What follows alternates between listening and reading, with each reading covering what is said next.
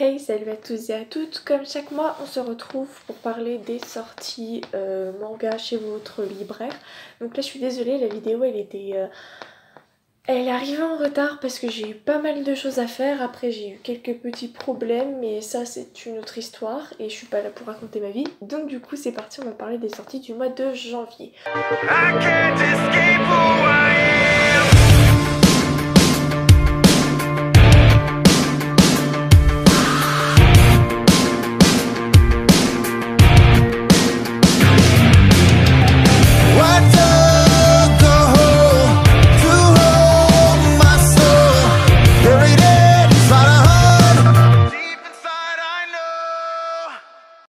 Donc tout d'abord, il y a la sortie chez Delcourt Tonkam de Fantasy Lazy Life. Donc je vais pas m'étendre dessus 30 ans parce que tout simplement j'en ai fait une critique sur Instagram. Et quand il y aura plus de tomes, il y en aura une sur le blog. Mais en tout cas j'ai été agréablement surprise parce que je l'ai acheté dès qu'il est sorti. Et donc en fait c'est l'histoire d'un employé tout à fait banal qui le jour, il en a marre de sa boîte et un jour qu'il a son congé, il se fait invoquer dans un autre monde et là il y a une jolie Dana qui est la reine du royaume et qui lui demande de devenir son époux. Et donc on va voir, puisqu'il va accepter, je pense que tout le monde a compris qu'il allait accepter, sinon je vois pas comment on aurait pu faire un manga autour de ça. On va voir son adaptation dans ce nouveau monde, etc. Et franchement, j'ai adoré ce premier tome. Alors, je tiens à préciser qu'il y a quand même du ecchi, mais ça reste pas choquant, étant donné que c'est un couple qui va se marier, donc c'est un petit peu normal. Voilà. Mais en tout cas, cette petite histoire qui est sortie le 2 janvier, elle m'a bien plu et j'ai hâte de voir la suite. Ensuite, chez Glénat, une petite série. Donc moi, j'achète pas trop de mangas chez Glénat, mais quand c'est des petites séries en général, j'aime bien parce que le portefeuille se sent pas aussi. Puis cette série-là, elle m'a attiré l'œil.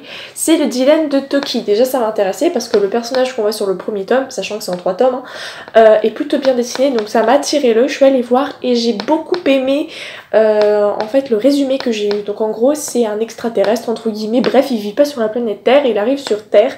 Parce qu'en fait, il arrive à un âge où sur sa planète, il y a un rituel qui consiste à descendre sur Terre pour choisir son sexe. Donc lui, ça lui pose un dilemme parce qu'il sait pas s'il veut être un garçon ou s'il veut être une fille.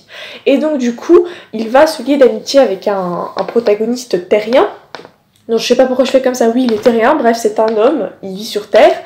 Mais du coup, au fur et à mesure, lui aussi, il a ce dilemme-là parce que il sait pas s'il veut que Toki soit son pote, donc un garçon, ou qu'il soit une fille, et donc du coup, une petite amie potentielle. Et donc je trouvais ça sympa de voir en fait comment on choisit son sexe. En fait moi j'aime beaucoup les genres d'histoires un petit peu avec un problème entre guillemets identitaire, même si c'est là c'est un extraterrestre, mais j'aime énormément ce genre de bouquin. Ce qui me fait penser d'ailleurs que chez Akata, ils ont sorti Celle que je suis, qui sera en 2 tomes et qui parle en fait d'un jeune homme dans les années 70 qui est donc transsexuel. En fait c'est un jour il va trouver la robe de sa sœur sa sœur a laissé une robe et donc du coup il va la porter, il va se découvrir en fait transsexuel, en plus du fait qu'il est amoureux de son meilleur ami. Mais vous pensez bien qu'avec l'époque, le Japon, on sait quand même que surtout à l'époque c'était voilà, fallait pas trop en parler de ce genre de choses. Donc les éditions Akata m'ont envoyé le tome, j'ai commencé à le lire et pour l'instant de ce que j'ai lu c'était très émouvant. Mais comme d'habitude je vous en donnerai un avis plus détaillé une fois que je l'aurai lu entièrement. Ça me fait penser que je voulais vous demander si ça vous intéresse que je vous fasse des vidéos lecture manga, parce qu'en fait souvent je fais une vidéo par tome, mais en fait là en ce moment j'ai plein de tomes à présenter, donc du coup est-ce que ça vous intéresserait que je fasse une vidéo où je groupe plusieurs tomes pour parler de plusieurs tomes de différentes maisons d'édition, ou je continue à faire tome par tome, maison d'édition par maison d'édition, c'est vous qui voyez. Ensuite, c'est le tome 1 de Barrage. Barrage qui sera en 2 tomes et qui a pour particularité, si on peut appeler ça une particularité, d'avoir été écrit par le créateur de My Hero Academia. Donc forcément, ça attire l'œil.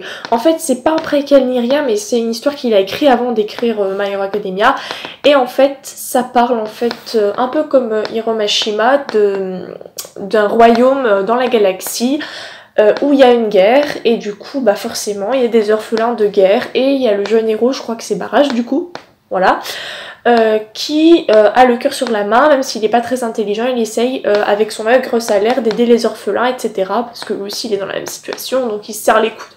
Et un jour il se retrouve nez à nez avec le prince du royaume, il se rend compte qu'ils se ressemblent.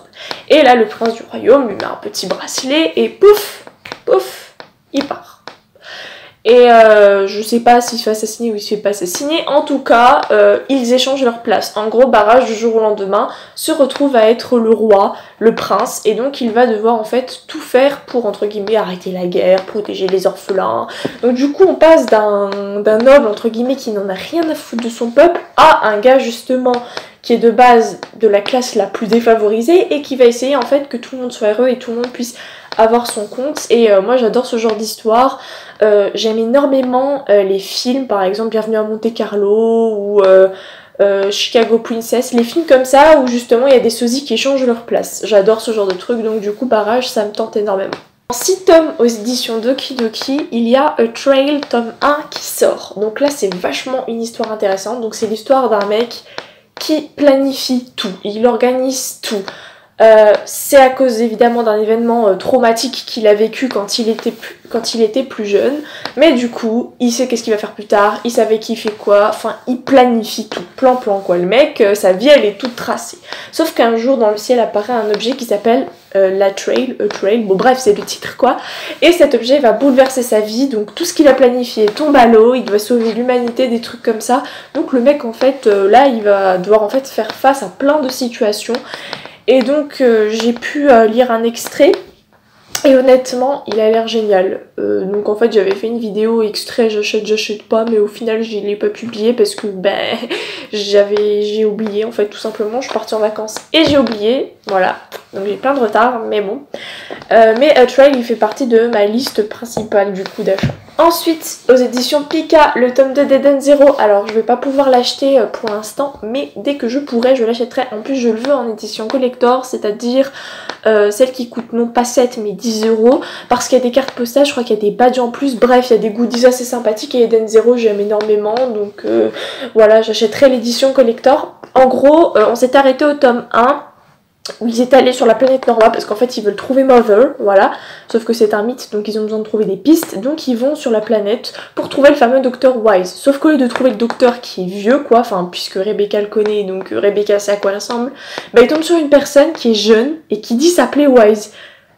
Donc on sait pas si c'est genre il y a eu un rajeunissement ou c'est un descendant, je sais pas ce qui se passe, mais en tout cas ça part déjà en cacahuète dès la fin du premier tome, et donc moi je n'ai qu'une hâte, c'est de savoir ce qui se passe dans ce second tome.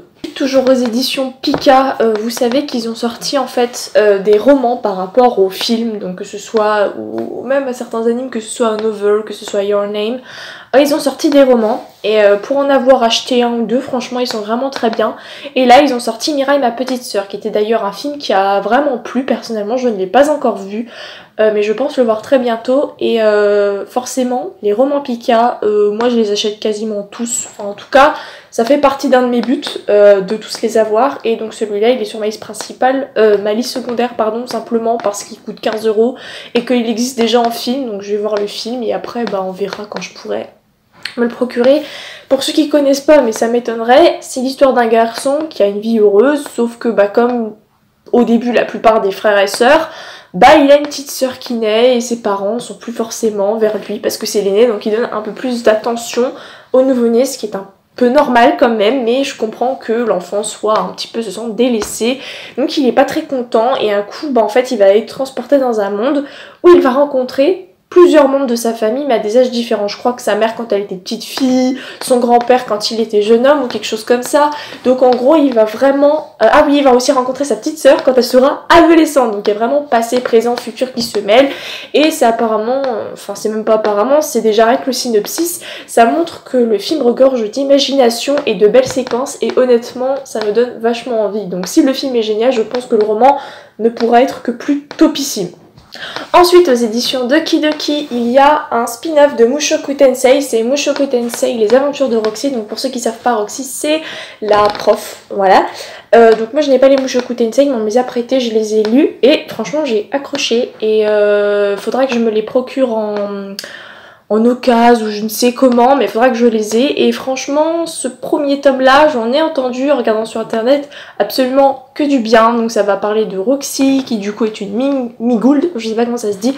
Mais bref, donc en fait, le problème, c'est qu'elle est annexée parce qu'elle ne peut pas lire dans les pensées, enfin elle a pas de télépathie, voilà. Et donc du coup, pendant toute son enfance, elle va être annexée, mais un jour elle va rencontrer quelqu'un, et donc du coup, elle va lui transmettre entre guillemets l'amour de la magie. Bref, elle va vouloir voyager pour apprendre la magie. En gros, ça vous explique comment elle est arrivée là où elle en est dans Mushoku Tensei, et en plus c'était un de mes personnages favoris.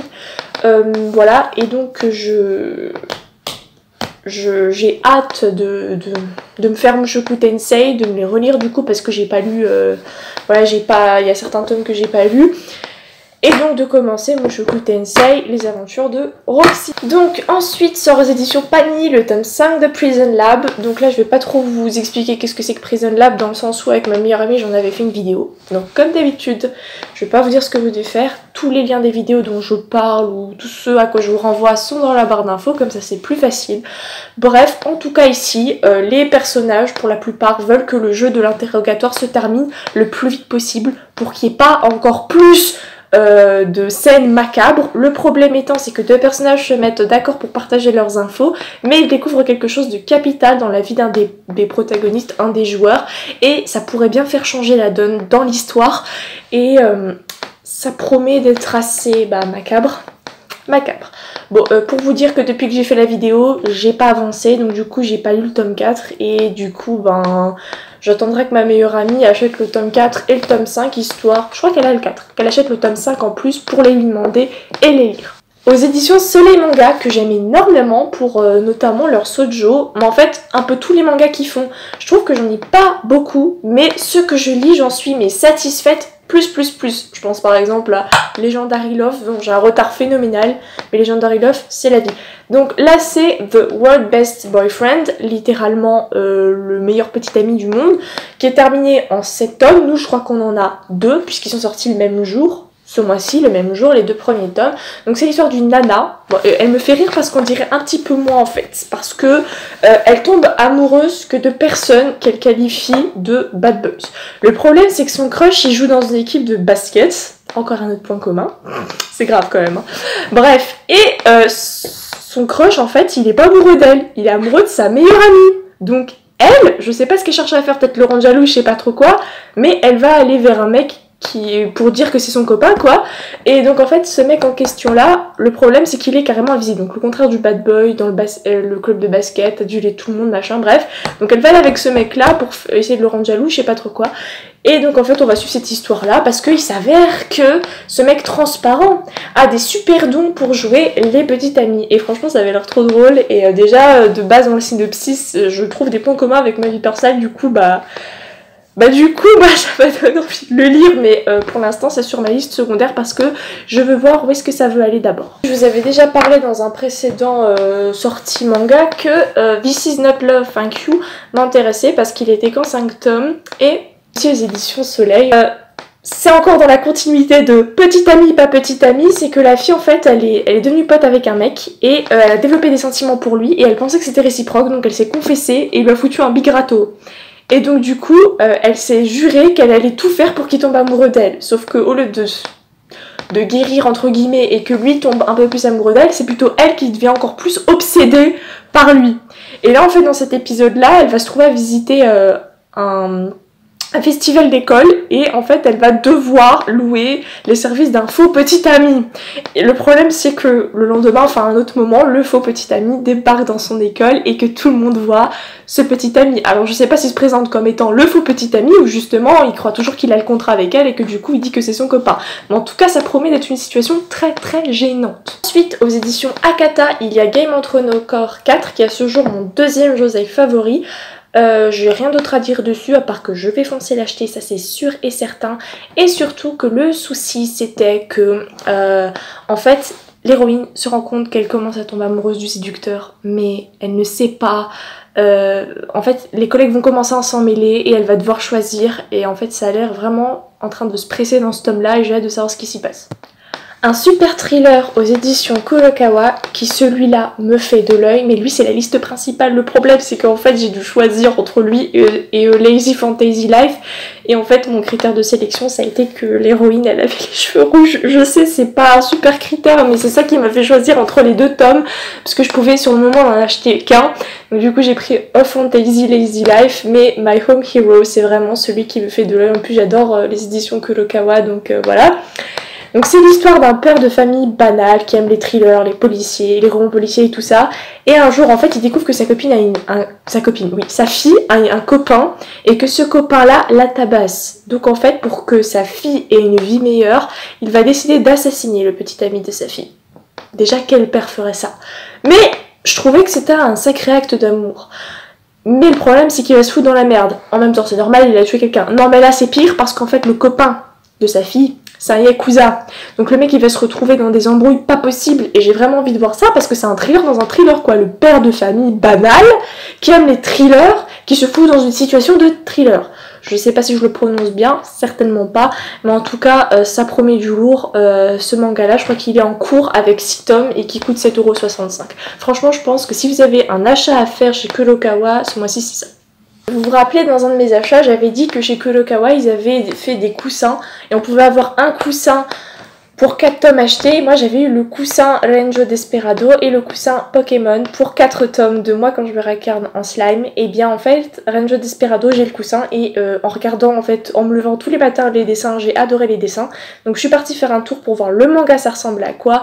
Et c'est là que j'ai vu qu'il se terminait en 6 tomes et que l'histoire avait l'air géniale, et que j'étais très conne de pas l'avoir acheté. J'aurais dû racheter des mangas par derrière pour les avoir, mais j'ai été très conne. Donc bref, là vous l'aurez tout compris, c'est le tome 4 de Renjo Desperado qui sort, et donc pour le résumer, c'est une femme super forte, comme je les aime, qui parcourt le monde pour se battre, mais en vérité elle ne veut pas se battre, ce qu'elle veut c'est trouver un mari. Oui, alors je sais pas si elle veut se marier ou qu'elle veut juste s'envoyer en l'air avec lui. En tout cas, c'est un véritable cœur d'artichaut, et elle tombe amoureuse tout le temps, et de ce que j'ai pu voir, elle est mignonne. Elle est vraiment chou, c'est vraiment drôle. Mélanger des arts martiaux, genre une fille bastonneuse, avec son envie de trouver l'amour, enfin je sais pas, mais les mecs ils fuient devant ça quoi. Moi je trouve ça trop drôle, mais les mecs je pense que qu'ils sont en face d'elle, ils trouvent pas ça drôle du tout. Mais en tout cas moi c'est le genre d'histoire que j'aime bien, et je trouvais le concept sympathique, et puis c'est une série assez courte donc je sais pas ce que je vais faire, mais en tout cas je vais la mettre sur ma liste. C'est aux éditions Glénat, le tome 4 de Dr Stone. Donc c'est un manga que je voulais commencer, mais j'avais du mal avec les dessins, mais j'en ai entendu que du bien, et puis j'ai vu que Mystic Manga avait réussi à passer le pas avec ce manga, avec les dessins, et qu'elle avait adoré, qu'elle avait même acheté les autres œuvres du dessinateur et du réalisateur, donc du coup ça m'a donné envie de le lire. Je peux pas vous faire de résumé dessus parce que je n'ai pas lu, je n'ai pas feuilleté, je me suis juste basée sur son avis à elle, et le fait que j'en entends vraiment que du bien, je me dis que des fois je devrais me laisser porter par le flow. Je l'ai fait pour The Promised Neverland et j'étais absolument pas déçue. Là c'est déjà la fin pour cette vidéo, je l'avais prévue légèrement plus longue, mais je pense que c'est déjà suffisant comme ça. En tout cas n'hésitez pas à me suivre sur Instagram et Twitter, c'est les deux plus importants, enfin ceux que j'utilise le plus, comme ça vous serez au courant de sorties parce que souvent je note, et vous verrez les critiques quand je lis certains tomes. Sur ce, moi je vous dis salut, et encore une fois, bonne année, tous mes vœux pour votre santé, votre réussite et votre bonheur.